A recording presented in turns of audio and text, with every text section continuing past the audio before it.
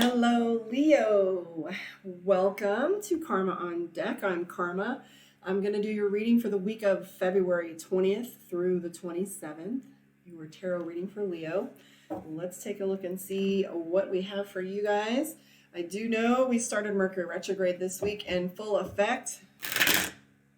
It's already played with my go to the DMV out of state to straighten something out. And it was like, and then when I got there, come to find out their system was down and didn't receive any of the information that we faxed over and sent over from the insurance company.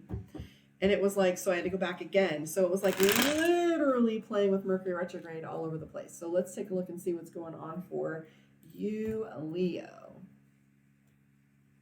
All right.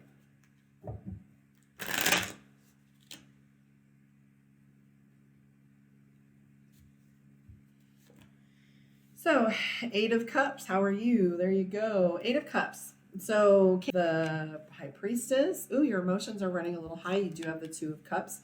So, here's what I'm seeing with this little stream of cards is you have the Eight of Cups. You also have the Temperance card, which references balance. And when I talk about balance, it talks about you having your eye on the cosmos. It has your eye on the heavens and the earth and seeing whether they're balanced. Okay, so what this references is, you have the elements being poured by the angels, and it's just what's the meaning behind things. Okay, things are moving too quickly for you to make sense of them.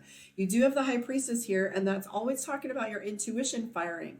The interesting thing that came up for Cancer that I'm going to say is pretty similar to you guys is the Two of Cups, the Eight of Cups, the Five of Swords. So the Five of Swords references you having a conflict with an individual. And this is like a forward, I always say forward movement, but this is always like you're very clear to speak ahead of time so that when you come to a situation, you don't have to like really repeat it or say, I have to, they already know. So you've already set it up for people to understand where your boundaries are. So this is the Five of Swords. It's referencing that you have these boundaries that are going up earlier and often. Be careful with indecision right now, because what I have here is the Two of Wands. The Two of Wands references you being between two ideas. And the interesting thing about this is it doesn't always necessarily mean two ideas. It could be two different individuals that are coming at you with different opposing viewpoints, and you're having to be the mediator. You do have a lot of major cards already. You do have the Justice card. So for those of you Leos that are out there that have a little bit or anything to do with court, this might be showing us what's going on with it. I am seeing some new relationships for you. You might be getting a little bit more social, up and coming. And again, you guys have the Eight of Swords, just like Cancer did. And what that's referencing is a little over. So showing some tendencies to be a little bit, what's the word I'm looking for? Impulsive with your spending. So you're trying to be a little more cautious than that, because you go from the Knight of Coins to the King of Coins in here. And then there might be some travel that you want to do, or a vacation of some kind, because we have the Six of Cups. And so as you are thinking about this travel, you're really mapping out your money. Hi, Corbin. So you have this idea in your head that the only way I can be successful is if I plan. So you've got this little bit in your head where you're tired of being in between two decisions, and you're starting to plan and move forward, because you can't know where you're going unless you know where you are. So even if you had a map, you're not going anywhere unless you know what direction you're going on that map, and you can't take good direction. So I see you spending a lot of time organizing your time, your space, organizing your money, organizing your relationships, and starting to be more careful with how you spend both your time and your money, because you're fixing some things. Either you have some money that came in so that you have an opportunity to repair, fix, or pay, or you're going to. So you're trying to be cautious that you don't repeat some of those lessons. I'm also seeing, like I said, new relationship, Two of Cups, which is internal emotional balance for you. And that is pretty much what's going on with you guys in what I call your sun sign. So this is your sun reading, where it talks about like how people are seeing you. Let's pull some cards from Mystic Dreamer, because this will tell us a little bit about your relationships.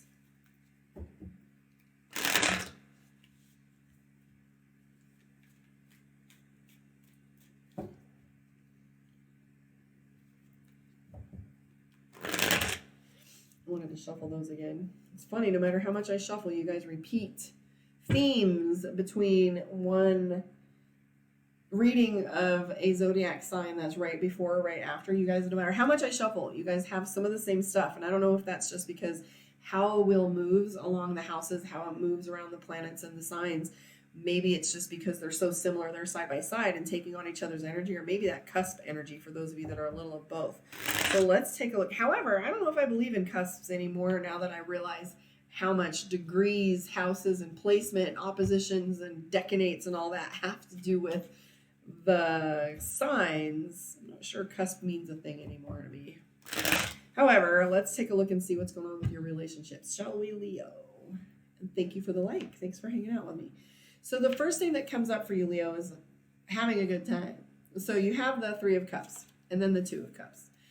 I'm also seeing the Two of Cups, and that talks to us about balance and love and people giving what they receive. And so you're starting to see that this is what you're looking for, right? You just came out of a little place where you were a little depressed and had a lack of hope.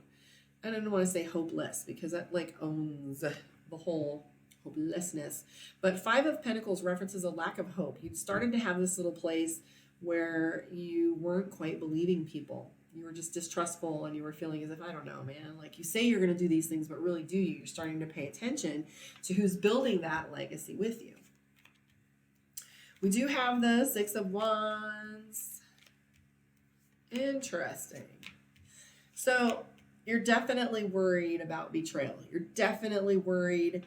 You know, you're keeping your guard up. This isn't my card that references being defensive. However, the Knight of Swords is not the Five of Swords. Sorry, 5, 6, 7 of Wands, where you have like your defenses up. But the Knight of Swords isn't having your defenses up. It's being offensive in order to keep people at a distance from you. So the Knight of Swords may be snappy, argumentative. You know, your big worry is not only money, but your, you know, people taking advantage of you. So you're kind of keeping your business to yourself a little bit if you can. And there's the Seven of Wands anyway. I lied. Not only are you outward focused, poking at people so they don't get too close, you have the Seven of Wands, which is you. I saw it in my head right when I pulled this card. That's all I could think of. So yes, you're also being defensive. Cut it out. Lover's card. Okay, so the thing about the Lover's card right now, are your relationships behaving like a struggle? It looks to me like you're playing with the idea that things are a struggle. You've chosen that, you know, this is a little too much to carry. So you have the Strength card, which is balance, just like the Temperance card I was talking about before. And it's that you have this internal struggle. It's the Lover's card. It's passive aggressive. It's not where you have the general balance. The Lover's card isn't my favorite. The Lover's card is one of those cards when I see it, it always makes me flinch a little bit. And I don't mean it's bad like the Tower card, and even the Death card isn't as bad as getting the Devil card because it references lies. But when you have the Death card, I'm usually excited to see what comes next or what preceded it, because it always tells me there's a big change coming. I always talk about it like being a baptism. Hello, here we go. Whatever is before is gone and you're on to something new. But when I get the Lover's card, it almost always, in this deck, in my readings anyway, the Lover's card always feels like a power struggle. Somebody has to be right. Another individual, they're so polar opposite that you have to constantly find a balance within it. I call the Lover's card the Great Tango, because sometimes people come together, then you pivot over here and you do a little bit of a pivot, and then you switch to this side, and it's just this constant moving thing, unlike the Two of Cups. The Two of Cups is balance coming together with temperance, right? So this here is strength building exercises for you next to the Lover's card, which is you're trying to find that balance. You know, because you're not sure whether you should snap at people or keep defensive. You can either push people into one direction or you can defend yourself against a direction. Like my partner, Moxie from Magic and Moxie, she always says, are you going to be the temperature or are you going to be the thermostat? And the problem with you, Leo, is you cannot decide which one you want that to be. You have this little tendency to either go forward and push on something, but then you want to sit back and be like defensive. No, that's not how I wanted it. Well, how did you want it? Because you're not speaking, and then sometimes you are speaking. So watch your integrity right now, because you have a tendency to want to be sneaky. Like I was saying, you don't want to tell anybody your business, and you're just kind of like putting up the blinders, and not only are you not looking at things, or you're not even thinking when you're walking. So this is how you're showing up in relationships right now. And maybe this part of Three of Cups, wanting to have a good time, wanting to do some escapism, maybe playing with, you know, checking out even is enough of that. But this is all you practicing with setting your boundaries. So do that. If you want a love reading when you're ready, karmaondeck.com, or if you want to reach out and schedule a one-on-one, you know where to find me. I am going to pull a card from Divination of the Ancients and do a quick little pull and reading. I'm going to actually literally read the book because I really feel like the author decides their particular flavor for this deck, and it's new to me.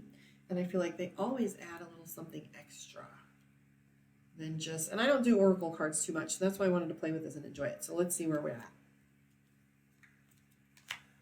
Smoke, which references prayers. Prayers have been heard and are being answered. Still, you're required to have patience. It may seem as though you have been waiting an age to receive the results you've asked for, but if you must allow everything to unfold naturally, not if, but you must allow everything to unfold naturally, like smoke rising from a fire pit. To bring it all about, things invisible to you must take place in the background. So this is that rushing thing, right? So even though you may be impatient to see results, have faith and trust that everything is in divine order. Positive anticipation is appropriate because you will receive what you're hoping for, or something even better. Patience. So the incantation for the week, you guys, is I offer up prayers of mine to Great Spirit, to love divine, directing my breath like smoke to thee. For your prayers I wait patiently. For your answers, I'm blind and Mercury's making things come out of my mouth that I didn't say. For your answers I wait patiently. So it's saying that prayers will help in this situation, but here's what's true. Meditation is also a form of prayer. So are you clearing your mind enough? And I will talk about this all the time and every time when I bring up meditation. Meditation is all about clearing out all the other inputs so that you can actually hear the sound of your own voice. Your subconscious mind can't be heard unless you quiet the conscious mind a little bit.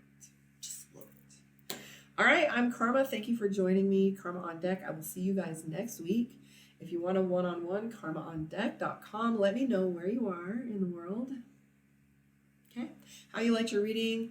And like, subscribe, share, and I'll see you guys next time. Thanks for hanging out with me. And I'll be right back because I'm going to go ahead and do, I think, Libra next. Virgo, Libra, let me look. That would be Virgo. So I'll be popping back on here in about 2 minutes after I set up the new stream with Virgo.